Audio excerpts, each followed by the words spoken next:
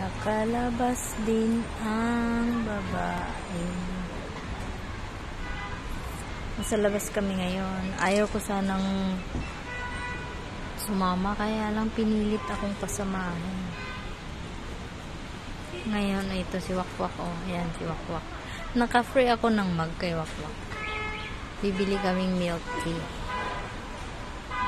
Nilibre ako ni Wakwak.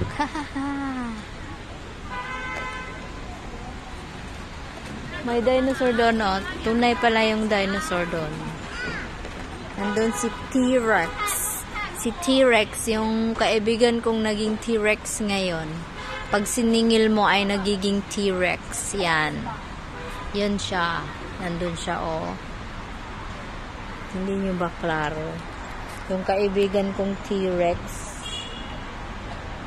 Nung umutang sa akin, ano naman siya eh, parang tuta.